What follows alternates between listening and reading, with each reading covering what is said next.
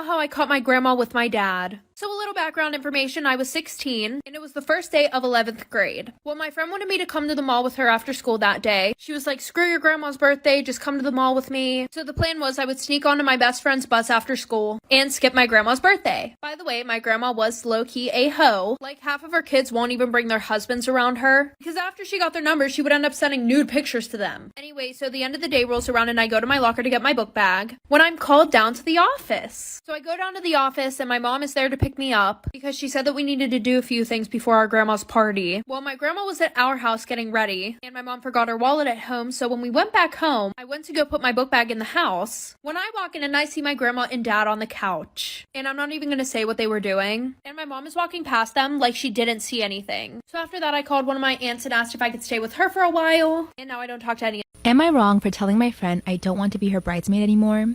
My friend Mary and I have known each other since we were children. We've grown apart over the past few years, but she still considers me important enough to make me a bridesmaid. Her wedding is set to be in 3 weeks. One reason why I sort of distanced myself from her was because of her treatment of my relationship. My boyfriend Jack and I have been together for 3.5 years. He's a wonderful person and there is no doubt in my mind that this is the man I want to marry. But Mary is under the impression that Jack is too good for me. Jack comes from a very wealthy background. His parents are certainly very wealthy. He was practically guaranteed a lavish life from the moment that he left the womb. I grew up in a low-income neighborhood, often wondering where my next meal was or how I was going to help pay the bills at a young age. Jack is considered to be conventionally attractive, always looking like he should be on some sort of magazine or billboard. Jack's good looks and background have led Mary to believe that Jack deserves better than me, as according to her, there's no way I could have pulled someone so attractive and rich. It's pretty disheartening to hear those things constantly, and it does take a toll on you and the friendship. Whenever Jack is around, she's quite polite and respectful, never once making these comments. Eventually, the comments did stop. Mary invited me for lunch with her fiancé and his friend Gary. From the moment I arrived, Mary and her fiancé were consumed in their own conversation, paying no attention to the both of us. It was fine, as Gary seemed to be a great guy and we easily chatted. He asked me why I was single, and I told him that I was in a happy, committed relationship. He was very taken aback by my answer. He told me that Mary had set up a blind double date of sorts for the both of us. I was very confused and slightly angry. I didn't want to be confrontational at lunch, especially in public, so I just carried on with the lunch. Luckily, Gary wasn't upset and ended up making a few jokes about the whole ordeal. I called Mary later on in the day and asked her a ton of questions about why she thought it was okay to do that. At first, she tried to deny it, but then she tried to justify it by saying that Gary is a man who's more in my league, and since he was also a groomsman, we needed to get to know each other better. I was shocked at her bluntness, so I just told her that I didn't want to be her bridesmaid anymore. Granted, it was a pretty impulsive decision, but I still stand by it. Mary didn't take it well, trying to apologize and saying that it was a mistake. It's been a few days and her fiancé has been texting me asking me to suck it up for the wedding. I feel petty and conflicted right now. So, am I wrong for what I did? My girlfriend, 30 female, overheard my 35 male family talking badly about her. Last week, I went to my parents' house for dinner. We get together as a family a few times a month. It's been a tradition with us for years now. Sammy usually joins us for these dinners, but had work obligations. Halfway through dinner, I got up to go to the bathroom, and Sammy texted me that she was outside. She got off work early and came over to hang out. She would have normally walked in, which is normal, but she needed help bringing in some gifts. My brother and sister, twins, have their birthday next week, and my girlfriend had gifts for them. At this point, my family had no idea Sammy was there. We walked inside and headed to the kitchen, and we overheard my family talking. My sister was saying that she was glad my girlfriend was gone because she couldn't stand a family night being ruined by my girlfriend being annoying.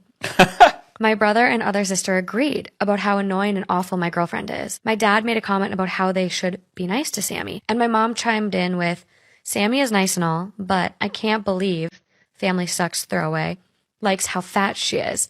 He can do so much better. Wow. My family, even my dad, agreed, and my sister piped up that I was dating down because I'm still rebounding from my last girlfriend, which was 5 years ago. Okay. I was floored. My family has always been so nice to Sammy, and I've never heard them talk badly about her. I've never heard my family say mean things about anyone, to be honest. Sammy walked into the kitchen and dumped the presents on the counter. She was crying and mumbled something about happy birthday and then took off out the door. My family looked shocked and a bit embarrassed. I asked my family what the fuck was wrong with them and didn't stick around for an answer. I went after Sammy. She was in her car crying. Now, Sammy is usually tough, but family is super important to her. She has no family, aside from an alcoholic dad that she doesn't have any contact with. My family was like her surrogate family and something she always wanted. She was overjoyed when my family welcomed her and invited her to family events. I have no idea what they mean about her being annoying. The thing that makes this even worse is I was planning on proposing to her in the next few months. Now, Sammy hasn't said much about it and hasn't talked to me about this incident. She has always wanted a family, and she doesn't understand why my family doesn't like her or what she's done wrong. I don't want to lose her over this. I would take her over my family. At this point, I have no idea if I even want them in my life. All of them have reached out to me with weak apologies full of justifications. I asked my mom if she had apologized to Sammy, and my mom said I could pass on the apology. What do? I don't want to get rid of my family, but Sammy matters more to me at this point.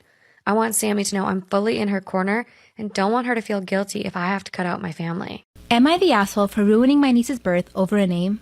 I, 29 female, was pregnant with twins a few years ago. Unfortunately, only one baby survived, a little boy who we called Henry, and my daughter who passed, we called her Daphne. My sister and I were close growing up, but we drifted apart.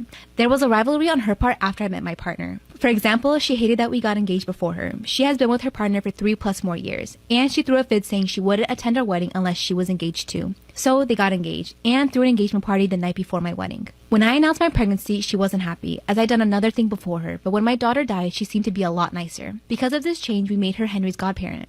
She became pregnant recently and refused to announce a name until a few days after birth. The baby girl was called Theodora, which is beautiful. I was bringing presents to her, and I saw my dad building a huge toy box with the name Daphne on it. When I questioned this, I was told the baby is going to be called Daphne and only Theodora on paper. No one will use her full name, only her nickname. All of my family knew and supported her. I got upset and started shouting, asking if this was a cruel prank. She came out and told me to F off. I don't own a name, and she liked it since my baby's funeral. My family are on her side and say, why do I care? My baby is not here, so there is no confusion, and don't see why I caused a scene and ruined her happy time, and why can't I be happy for her?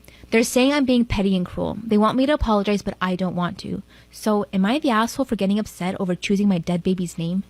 Imagine you're 11 years old and walking to the bus stop in the morning when you're suddenly abducted. For the next 18 years, you're held captive by your abductors and hope that one day you'll be free. This was the reality for a young girl named JC Lee Dugard. She was taken just outside of her home in South Lake Tahoe, California on the morning of June 10th, 1991. A man approached her in his car as she crossed the street and asked for directions. Before she could even register his question, he uses a taser on her and she's paralyzed. That's when he grabs her and throws her in his car. JC's stepfather actually saw the kidnapping happen from their garage window and attempted to catch up to the car on his bicycle but was outrun. He immediately called the authorities, who with the help of the FBI, dogs, aircrafts, and hundreds of people searched for JC, but to no avail. No one could find her and all the leads went cold. She was locked in a makeshift recording studio by convicted rapist and his wife, Philip and Nancy Garrido, in their backyard. On the first night, her abductor showers with her and handcuffs her. That night, she cries herself to sleep. Over the next 18 years, JC is completely dependent on him for every basic human need. They renamed her Alyssa, and she was repeatedly abused by Philip over the years. He would take substances and stay up for nights on end, forcing JC to fulfill his fantasies. Over time, he stops handcuffing her and starts to trust her more. When JC's 13, Philip Garrido is actually arrested by police for possession of substances and is locked up for a month. When he returns, he has an ankle monitor. Still, no one knows that he's holding JC. A year later, JC is 14 and has gained weight. She feels uncomfortable and is soon told by the Garridos that she's pregnant. She gave birth to her first daughter at the age of 14 and her second daughter at the age of 17. Both of her daughters are forced to live with her in confinement as she does her best to raise and take care of them. During this time, she writes in a journal about her feelings and wondered if her family members were ever searching for her.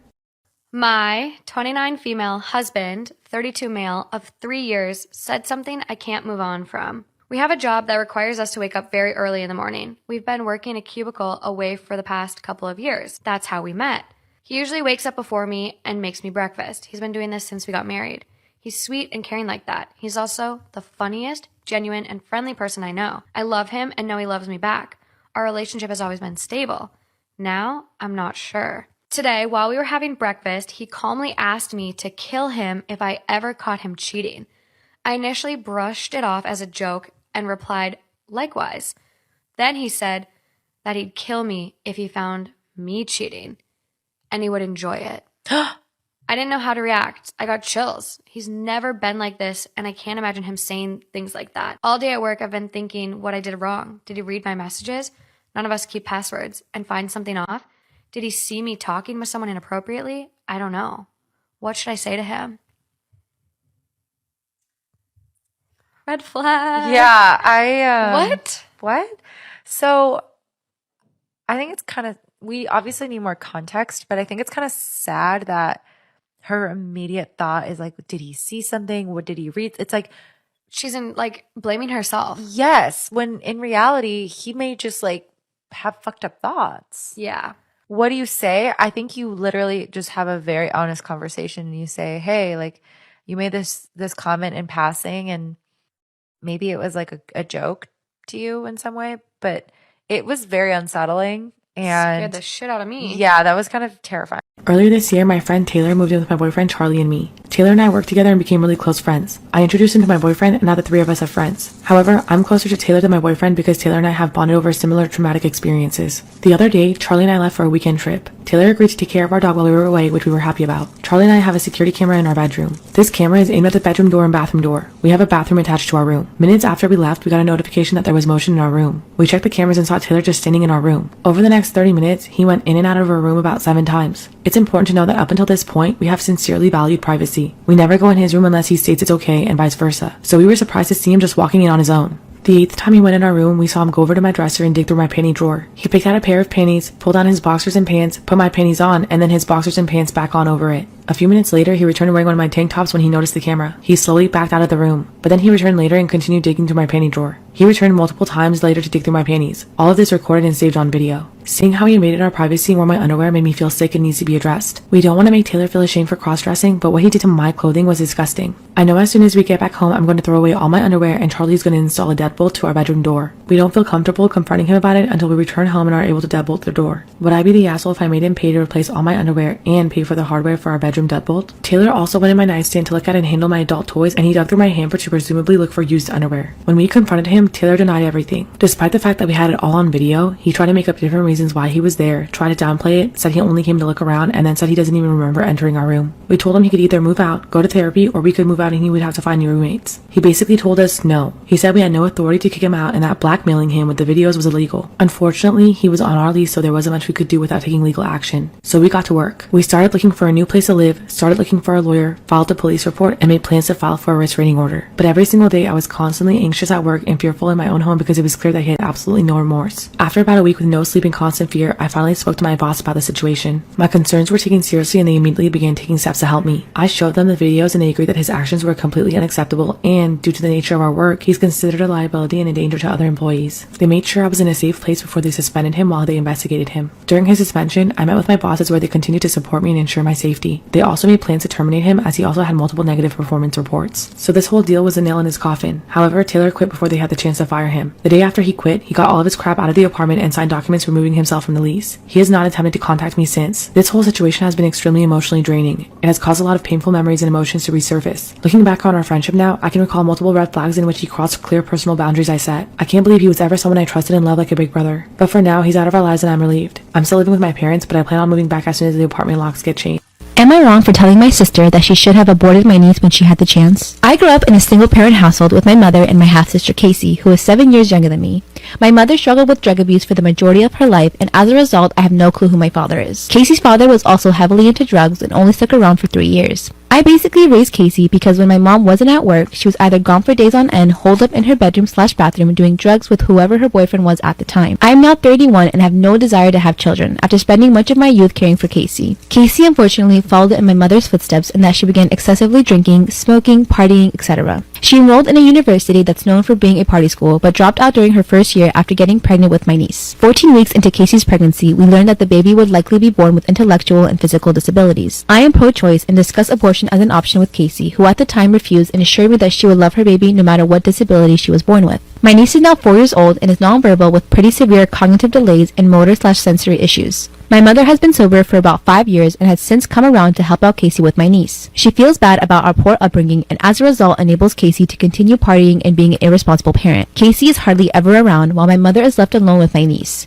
She's pretty much become my niece's 24/7 caretaker. Both my mom and sister have asked that I help babysit from time to time, but I politely declined because I know nothing about caring for special needs children. Recently I learned that my mother is planning to move a few states away as her boyfriend would like to be closer to his family, meaning she will no longer be able to help take care of my niece. Now Casey has asked that I become my niece's godmother and that I move back to our hometown and in with her to help out. I declined because I know that what she really means is that she would like me to become my niece's primary caretaker. She then asked for me to compromise by having me pay for a home caretaker and for assisted living for when my niece turns 18. Again, I refused. My husband and I both have well-paying jobs, so technically we could afford it, but I'm sick of everyone rewarding Casey for her poor choices. This resulted in a screaming match between her and I, where in the heat of the moment I told Casey that she should have gotten an abortion if she knew she was unwilling to step up and be a mother to a child with special needs. Now I am receiving daily texts from both her and my mother stating how terrible of a person I am and that if I truly cared about our family that I would help out.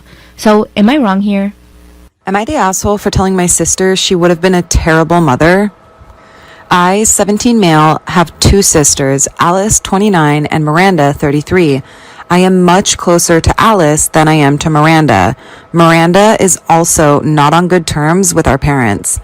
Alice has 4 kids and is currently expecting child number 5, while Miranda can't have children, which her ex divorced her for. Miranda is very successful in life. She has a nice apartment, works a good job, and earns a decent amount of money. Alice, on the other hand, is struggling financially. She had her first kid right out of high school and got pregnant with her second child soon after. So she decided to become a stay-at-home mom to her children while her boyfriend provides for them.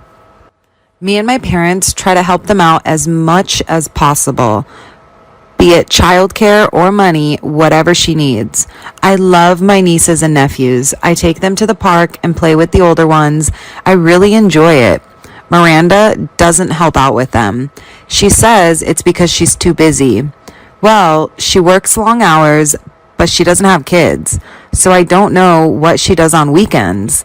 She also doesn't help out financially, which I find unfair, since she makes so much money and all she does is spend it on herself. Although she does give us very nice gifts for Christmas and birthdays, my parents nag her about it, saying she should give some of her money to Alice monthly, and I agree with that. So, here comes the part where I may have been an asshole. I was at Miranda's place last week as she baked muffins and invited me over to eat some and catch up. We got on the topic of Christmas presents, and I told her some of the stuff I wanted. She nodded and said she would give our parents a coupon for a much-needed vacation and Alice some clothes she had mentioned, and also some new boots and jackets for her kids. I was a little stunned she didn't have more for Alice, so I asked, "Why do you only get Alice the bare minimum? You can afford to help her out more, and you refuse to out of spite." Miranda looked at me and she laughed. She said it wasn't her business to feed 6 people and that Alice was old enough to make her choices and live with the consequences. She knew what she was getting herself into and that she wouldn't pay Alice's way through life just because she kept having children she couldn't afford. I was stunned. How cold she reacted. I asked her, how could she live her life being so selfish and uncaring? And she got angry and told me, quote unquote, "Listen, kid, there are some things you are way too young for to be discussing with me, and this is one of those. Drop the subject or get out." I got really frustrated with her and said something I probably shouldn't have. I told her, quote unquote, "No wonder your husband divorced you. Even if you could have children, you would be a terrible mother." Miranda got very quiet and told me to leave and never come back. She has now blocked me on everything, and though I don't agree with her not helping out, I'm starting to feel guilty about what I said. So, am I the asshole for telling my sister she would have been a terrible mother? Am I the asshole for quitting on the spot even though we were said that he never called the store once? I had a bad feeling and asked Lisa if she gave, quote unquote, my dad my schedule, and she said that she did. I then told her that wasn't my dad and she had no right telling a strange man my schedule. She got annoyed at me and told me that it wasn't that big of a deal and that I was being dramatic. I then quit on the spot, which only left her and 2 other employees to watch the entire store. She kept apologizing and even burst into tears because they were understaffed. So, am I the asshole for quitting on the spot even though we were understaffed and it made my manager cry? I used to date this guy who didn't like ever. They just let you discover it yourself once you start spending more and more time together, because you'll be like, hey, I'm gonna go take a shower, and they go, okay, and then when you come back into the living room, they're already in their pajamas playing Mario Kart, and you're like, wait a second. I realized it in the morning. We were making breakfast, and there were just this glass shattering moment, and I said, you didn't shower last night, did you? And he said, yeah, so? And I said, so we went rock climbing yesterday. And he said, so? And I said, So, we hiked a mile up the side of a mountain in 80-degree weather and then spent 5 hours dry humping rocks with rats living in them, which I know because I came face to face with a rat and did not fall. Be proud of me. But then we hiked a mile back down to our cars. And you didn't think that was a day worthy of taking a shower? He was like, you're making too big of a deal out of this. I washed my face and hands, okay? And I thought, okay, Eliza Doolittle. So I talked to one of his buddies about it, and he said, yeah, we thought it was weird that he didn't shower a lot, and we were hoping he would shower more once he started dating you. And I said, well, I can't make him shower anymore. He's very stubborn. If I tell him to do something, he's going to do the opposite. Which proved, ow, stop biting my hands. Which proved true, by the way, when I tried to break up with him, because later down the road when I tried to break up with him, I said, I think we should break up. And he was just like, no, that doesn't feel right to me. We should take a couple of days and circle back to this. That's not how breakups work. So a few days after Showergate, we go rock climbing again. He was up on the wall. I was down on the ground holding the rope belaying, and he could tell something was on my mind, so he yelled down, what are you thinking about? And I yelled back, we're just all really worried about your hygiene, man. And I saw rage come over his face, coupled with the realization that I was literally holding his life in my hands, so he just had to swallow it.